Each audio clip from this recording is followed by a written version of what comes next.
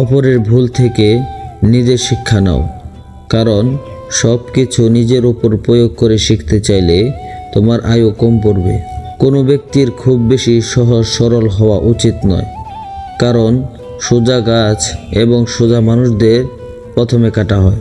যদি কোনো সাপ বিষধর নাও হয়, তবুও তার উচিত বিষধর হওয়ার ভান করা এমনভাবে যেন মনে হয় সে ইচ্ছা করলেই বিষাক্ত দংশন করতে পারে। একইভাবে দুর্বল ব্যক্তিদেরও সবসময় নিজেদের দুর্বলতাগুলি লুকিয়ে রাখা উচিত, যেন অপরে তার আভাস মাত্র না পায়।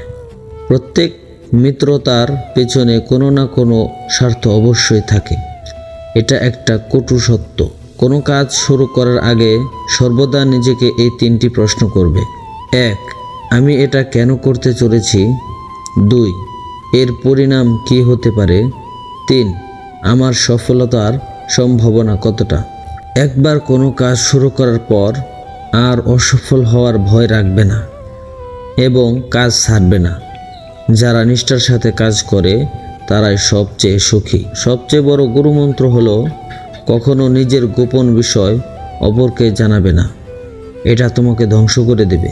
কোনো কাজ কালের জন্য ফেলে রাখা উচিত নয়। পরের মুহূর্তে কী ঘটতে চলেছে তা কে বলতে পারে? যা ঘটে গেছে তা ঘটে গেছে। যে সময় অতীত হয়েছে সেটা নিয়ে ভেবে অনুশোচনা করে সময় নষ্ট করা অর্থহীন।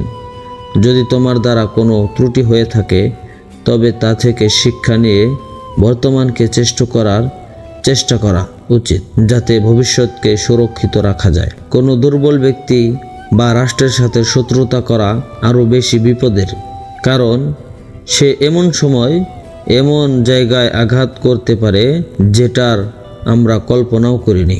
একটি দোষ অনেক গুণকে গ্রাস করে।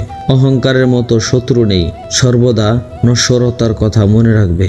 যদি তোমার মনে হয় তুমি সব হারিয়ে ফেলেছ, তাহলে মনে রেখো গাছেরাও তাদের পাতা হারায় প্রতি বছর, তবুও দাঁড়িয়ে থাকে আগামীর শুভ দিনের প্রতীক্ষায়। সম্মানিত দর্শক, আজকের ভিডিওটা এই পর্যন্তই ছিল। যদি আমাদের ভিডিওটা ভালো লেগে থাকে তাহলে অবশ্যই আমাদের ভয়েস 2.4 চ্যানেলটি সাবস্ক্রাইব করে আমাদের সাথে থাকবেন।